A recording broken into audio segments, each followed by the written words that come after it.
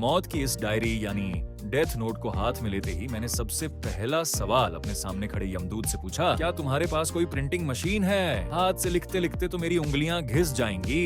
यमदूत बेचारा मेरी बात सुनकर सन्न रह गया। वह बिना कुछ बोले मुझे अजीब नजरों से देखने लगा। फिर बोला, क्या तुम में थोड़ी भी इंसानियत या तमीजबाजी है? इस वक्त मेरे हाथ में वो खौफनाक डायरी थी और मैं पहले ही पूरे 10 पन्ने भर भर कर लिख चुका था। मेरी पेन की स्याही खत्म हो चुकी थी और हाथ दर्द के मारे टूट रहा था। मैंने सिर उठाकर बड़ी मासूमियत से यमदूत से पूछा, भाई कोई मॉडर्न तरीका नहीं है क्या, जैसे कोई प्रिंटिंग मशीन दे दो? हाथ से लिख लिख कर मेरी जान निकल रही है, इतना सारा मुझसे नहीं लिखा जाएगा। यमदूत हवा में तैरता हुआ मेरे पास आया और उसने मेरी डायरी पर नजर डाली। डायरी में लिखा था, उसे गोबर के गड्ढे में धकेल दिया जाए और 10 मिनट तक तड़पाकर डुबो दिया जाए। एक बड़े ट्रक के नीचे उसका प्राइवेट पार्ट कुचलकर टूट जाए और वो दर्द से तड़प कर मरे। हरियाणा के 10 हट्टे कट्टे मर्द उससे जबरदस्ती प्यार जताएं। एक पागल इंसान उसे बतख समझकर तंदूरी बतख बना डाले। यमदूत के गले में जैसे उसके डायलॉग्स अटक गए। काफी देर बाद उसके मुंह से सिर्फ इतना निकला, क्या तुम्हें थोड़ा भी पछतावा या डर नहीं लग रहा? मैंने चिढ़कर कहा, अरे भाई तुमने ही तो मुझे ये डायरी दी है लोगों को मारने के लिए, तो अब क्या? यमदूत ने मुझसे कहा, क्या तुमने कभी इस डायरी को सरकार को सौंपने के बारे में नहीं सोचा? इसके पिछले मालिक ने यही किया था। मैंने अपनी आंखें मटकाते हुए पलटकर जवाब दिया, क्या सरकार मेरे दुश्मनों को जान से मारेगी? मैं उन सबको तड़पते हुए देखना चाहता हूँ। मैं चाहता हूँ कि वो सब के सब मर जाएं। मेरी बात सुनकर यमदूत पूरी तरह खामोश हो गया। वह एक कोने में बैठ गया और अपनी किस्मत को कोसने लगा। असल में इस डायरी का पिछला मालिक एक बहुत ही सीधा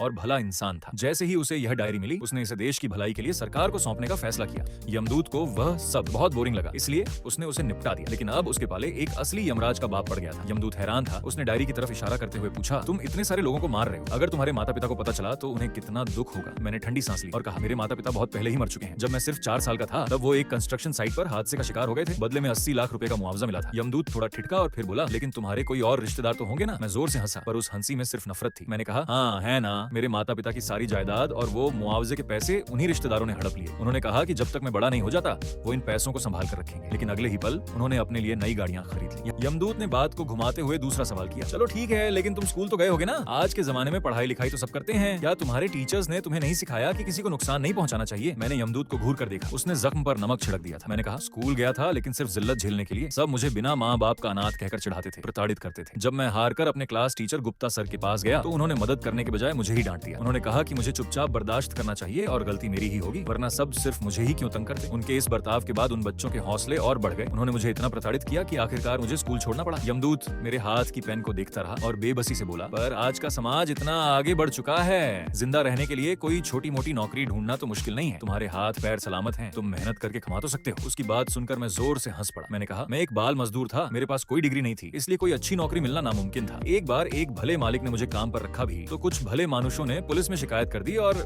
मालिक को मुझे निकालना पड़ा। इसके बाद मैं एक अवैध फैक्ट्री में दिन रात हाड़-तोड़ मेहनत करने लगा, लेकिन वहाँ भी बिचौलिए यानी एजेंट ने मेरी सारी सैलरी हड़प ली। मैंने यमदूत ने हार नहीं मानी। उसने मेरे टूटे फूटे किराए के कमरे पर नजर दौड़ाई और कहा, कम से कम तुम्हारे पास रहने के लिए छत तो है। मैंने गुस्से में अपनी खाली पेन उठाकर उसके सिर पर दे मारी और चिल्लाया, ये कमरा मैंने ताला तोड़कर कब्जाया है। इसका असली किराएदार पिछले हफ्ते ही ऑफिस के 996 वर्क कल्चर यानी सुबह 9 से रात 9 बजे तक हफ्ते में 6 दिन लगातार काम करने की वजह से अपनी जान गंवा बैठा। तुम तो मौत के देवता हो, क्या तुम उसकी आत्मा को लेने नहीं आए थे? अब यमदूत के पास बोलने के लिए कोई शब्द नहीं बचे थे। चूंकि मेरी पेन की स्याही खत्म हो चुकी थी, इसलिए मैं और यमदूत बस एक दूसरे का मुंह ताक रहे थे। करीब आधे मिनट के सन्नाटे के बाद यमदूत से रहा नहीं गया। वह हवा में तैरकर पास आया और डायरी की तरफ इशारा करके उत्सुकता से पूछा, तुम्हें इन सब के नाम इतने अच्छे से कैसे याद है? मैंने मुस्कुराते हुए अपने बैग से एक मोटी डायरी निकाली। उसके पन्ने मुड़ चुके थे और देखकर ही पता चल रहा था कि इसे सालों से इस्तेमाल किया जा रहा है। मैंने एक पन्ना पलटा जहाँ हर एक जुल्म का हिसाब लिखा था, किसने किस वक्त मेरे साथ क्या बुरा किया, सब कुछ साफ साफ दर्ज था। मैंने दांत भींचकर बर्फीली आवाज में कहा, मैं ये डायरी अपने स्कूल के दिनों से लिख रहा हूँ। उस वक्त से ही मेरे मन में बस एक बात थी कि जब मैं बड़ा होऊंगा। जब मेरे पास डायरी में लिखा था 24 अक्टूबर, प्रिया ने मेरी किताबें कचरे के डिब्बे में फेंक दी और मेरे चेहरे पर थप्पड़ मारा। प्रिया, मैंने तुम्हारा नाम नोट कर लिया है। जब मुझ में ताकत आएगी मैं तुम्हें इतने थप्पड़ मारूंगा कि तुम्हारा चेहरा सूजकर सुअर के सिर जैसा हो जाएगा। बगल में प्रिया का एक आड़ा तिरछा कार्टून बना था जिसके चेहरे पर बड़ा सा क्रॉस लगा था। आगे लिखा था 25 अक्टूबर, क्लास टीचर गुप्ता सर ने मुझे प्रिया से समझौता करने को कहा। जब मैंने मना किया तो उन्होंने मुझे अपने अपने पेरेंट्स को बुलाने की धमकी दी। ओ गुप्ता सर, मैंने आपको भी याद रखा है। जब मेरा वक्त आएगा मैं आपको पूरे स्कूल के सामने दिन भर घुटनों के बल बिठाऊंगा ताकि आपकी हेकड़ी निकल जाए। 26 अक्टूबर। ताऊ जी ने मुझे स्कूल जाने से मना कर दिया, मुझे मनहूस कहा और भूखा रखा। पड़ोसियों, मैं तुम्हें 3 साल से याद रख रहा हूँ। जब मैं बड़ा होऊंगा तुम्हें भूखा तड़पाऊंगा ताकि तुम्हें पता चले कि मैं मनहूस नहीं हूँ। तुमसे दिन भर झाड़ू पोछा करवाऊंगा, तब जाकर तुम्हें एक सूखी रोटी दूंगा। नफरत इतनी ज्यादा थी कि हर पन्ने पर आंसुओं के सूखे दाग और पेन से जोर जोर से गोदे जाने की वजह से बने छेद साफ दिख रहे थे। डायरी में भरी नफरत को देखकर